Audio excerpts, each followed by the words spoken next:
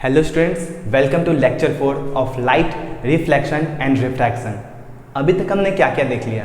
हमने लाइट को देख लिया, लाइट की डेफिनेशन को देख लिया, हमने उसकी प्रॉपर्टीज़ को देख लिया और हमने उसके बाद क्या देखा? इमेज को देखा। हमने रिफ्लेक्शन पढ़ा, हमने रिफ्लेक्शन के लॉज पढ़े। आपके घर में जो प्लेन मिरर है उसमें इमेज कैसे फॉर्म हो रहा है हमने ये भी देखा। उसमें हमने लेटरल इन्वर्जन देखा, एम्बुलेंस उल्टा क्यों लिखा रहता है। हमने और क्या देखा? हमने देखा mirror as a part of sphere, sphere का टुकड़ा जिसको कन्वेक्स और कनकेव मिरर कहा गया। ठीक है, कनकेव जिसमें कर्व्ड होता है इनवर्ड्स और कन्वेक्स जिसमें कर्व आउटवर्ड्स। हमने उसके लिए रूल्स देखे और रे डायग्राम्स देखे कि इमेज कैसे बनेंगी। और हमने क्या देख लिया? हमने मिरर फॉर्मूला भी देख लिया। तो यहाँ तक हम लोग का कहाँ तक खत्म हो गया? लाइट हो गया खत्म और रिफ्लेक्शन वाला पार्ट खत्म हो गया। अब हमें एक नया चीज़ पढ़ना है, वो है रिफ्रैक्शन। रिफ्रैक्शन भी एक ऐसा फेनोमेना है जो लाइट से रिलेटेड है। चलिए उसे देखते हैं। सबसे पहले इसकी डेफिनेशन को देखिए। Refraction, the change of direction of light passing from one transparent medium to another. कहने का मतलब क्या हुआ? लाइट एक ट्रांसपेरेंट मीडियम से दूसरे ट्रांसपेरेंट मीडियम में जा रही है, मतलब कि एयर से वाटर में जा रही है ट्रांसपेरेंट मीडियम से। तो उस समय क्या होगा? लाइट की डायरेक्शन चेंज हो जाएगी। लाइट जो ओरिजिनल डायरेक्शन था, ओरिजिनल पाथ था, उससे थोड़ा चेंज हो जाएगा, उस पाथ पे नहीं चलेगा। इस फेनोमेना को हम लोग रिफ्रैक्शन बोलते हैं। ऐसा क्यों होता है? ऐसा इसलिए होता है क्योंकि स्पीड ऑफ लाइट चेंज कर जाती है।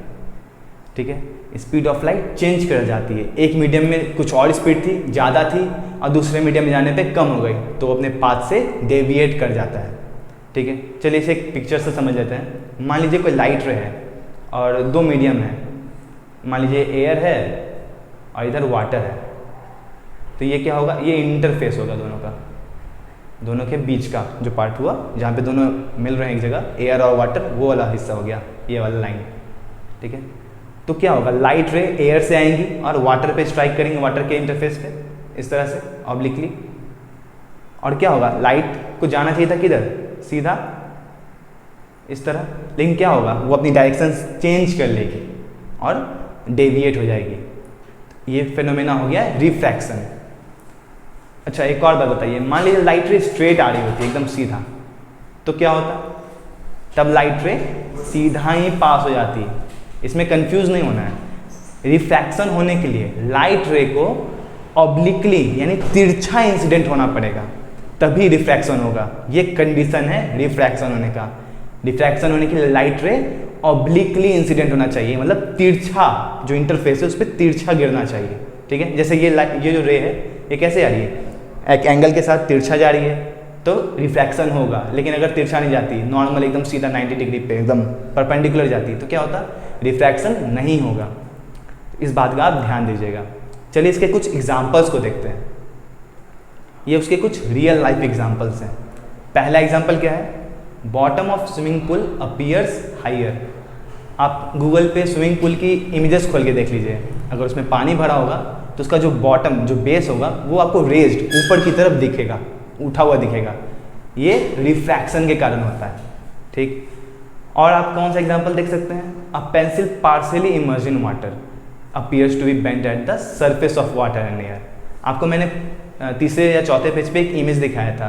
एक ग्लास था, उसमें पानी भरा था और पेंसिल डाल रखा था, तो वो थोड़ा बेंड दिख रहा था। वो भी क्यों हो रहा था? रिफ्रैक्शन के कारण हो रहा था। लाइट बेंड हो रही थी, इसलिए पेंसिल बेंड होता हुआ दिख रहा था। फिर क्या है? Lemon placed in a glass tumbler appears bigger.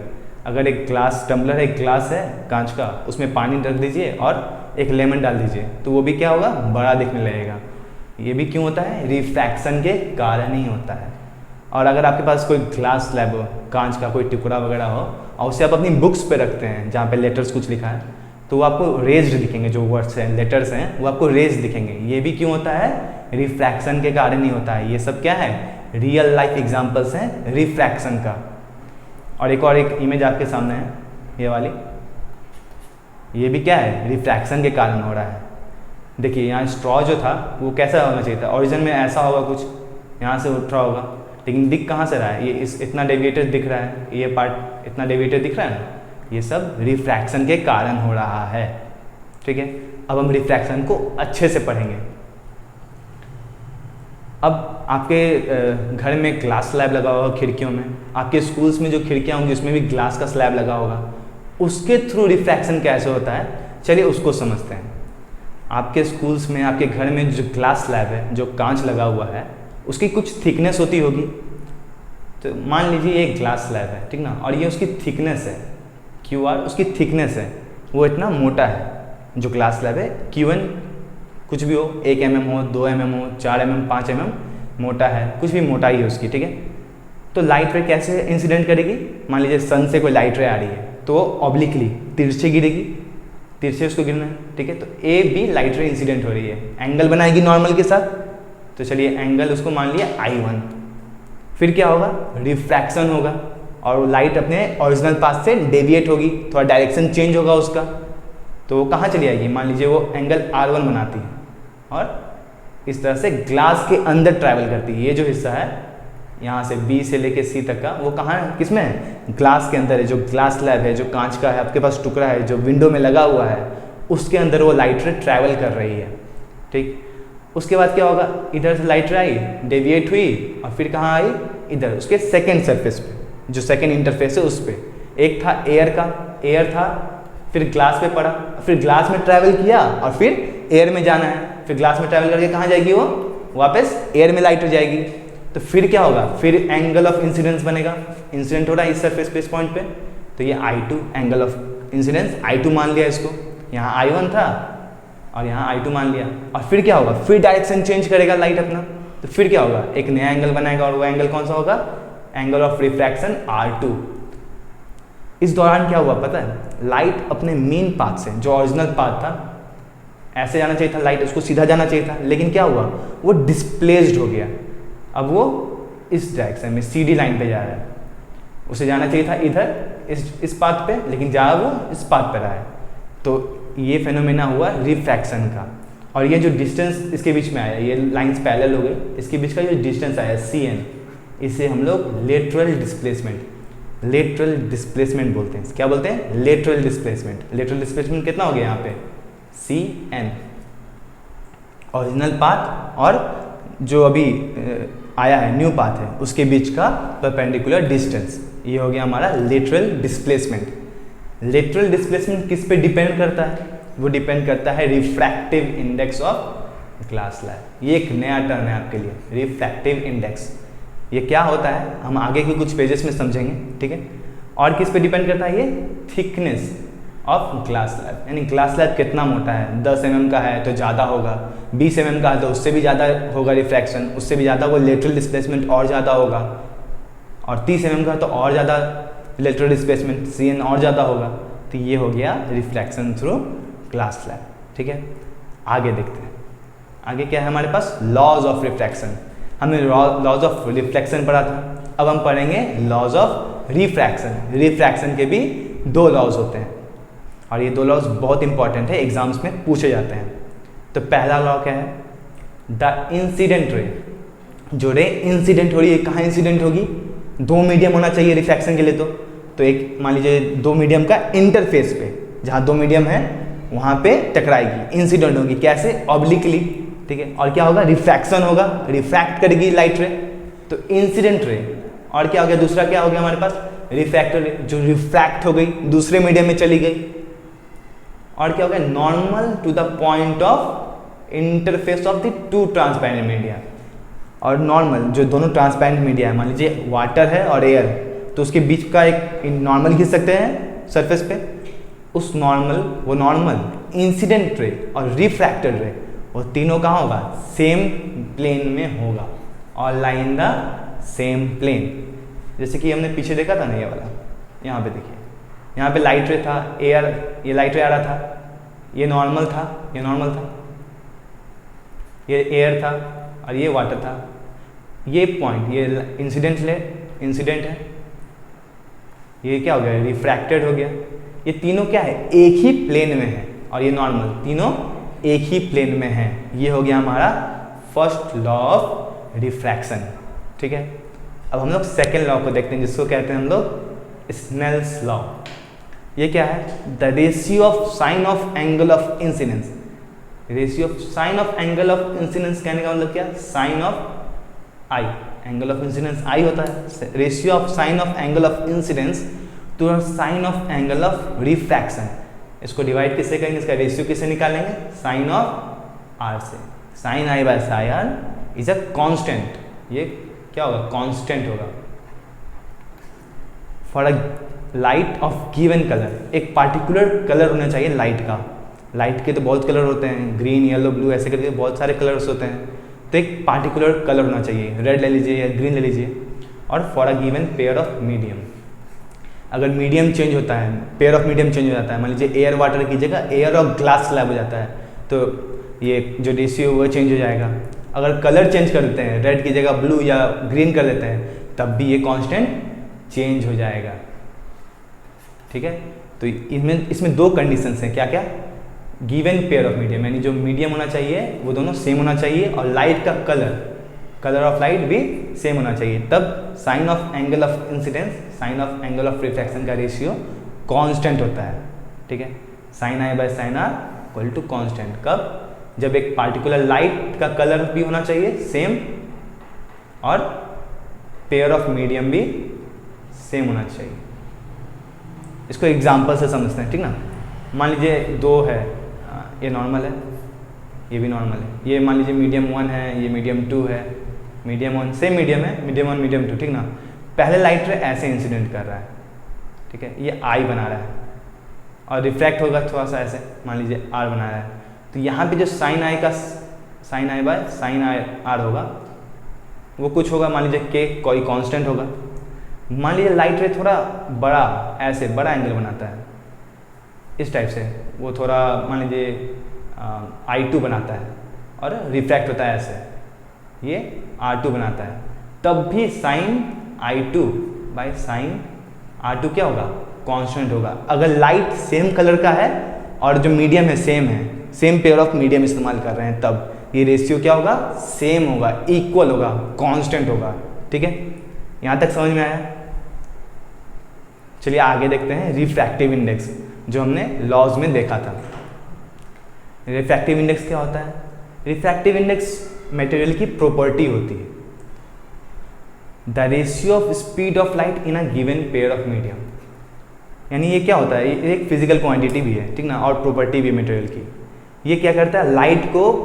Light का डायरेक्शन चेंज कर देता है, लाइट की स्पीड को कम कर देता है या ज़्यादा कर देता है। रिफ्रैक्टिव इंडेक्स ज़्यादा होगा तो स्पीड कम हो जाएगी लाइट की, वो हम आगे देखेंगे। ठीक ना, पहले डेफिनेशन को देख लेते हैं। ये क्या है? Ratio of speed of light in a given pair of medium.